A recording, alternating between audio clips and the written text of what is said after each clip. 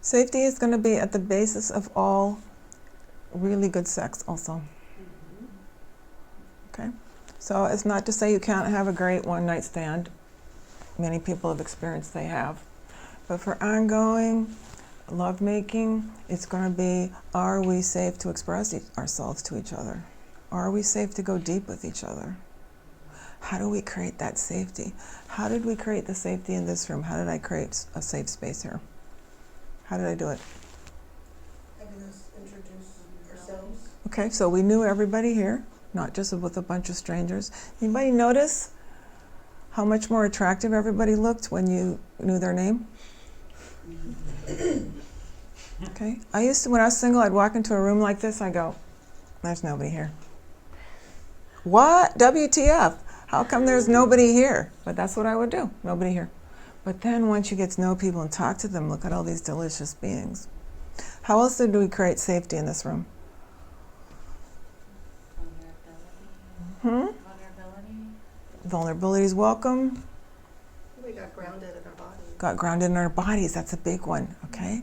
If you're in your head can be telling you all kinds of stuff. Not safe here, I don't like that person, this and that, the other. I remember when I was a nerd when I was a kid, I'm sure I'm still a super nerd. Whatever your mind's telling you, right? But you get grounded in your body and you don't listen to that stuff, you're in a lot safer position. You also can run if you need to. Okay. Sometimes you're with someone who's not safe, you need to get out of there. You need to get out of there. This is a crazy person. Masquerading as they look good. Okay? So there's things that we did in this room to establish safety that you can do to establish safety when you're dating with complete strangers. You can get into your body. You can share something.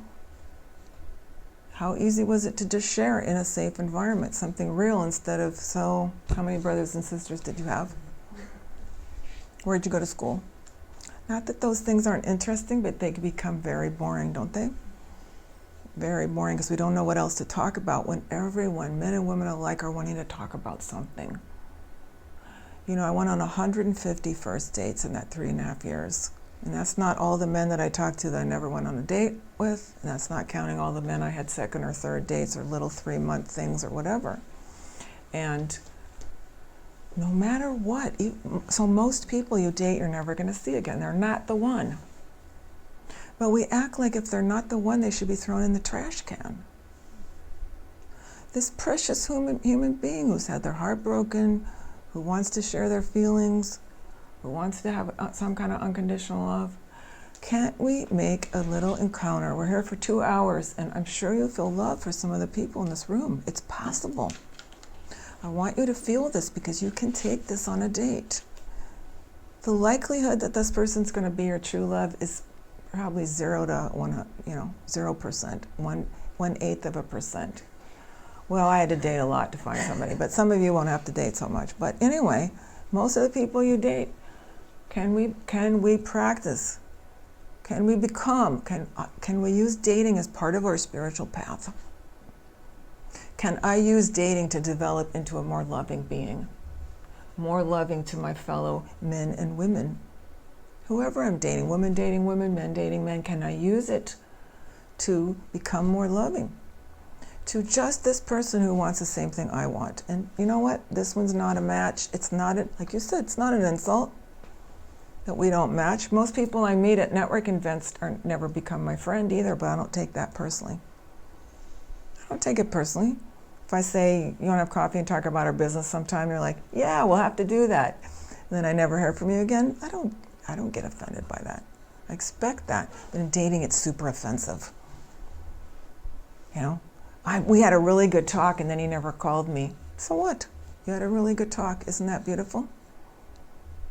It's not an insult. It's not dissing anybody that we are not each other's number one. But in dating, in conventional dating, we act like this is really a huge, big drama that I thought we connected and you didn't. It seems pretty normal to me. Seems like a pretty normal situation until you do your work long enough, get beat up enough that you finally meet the one.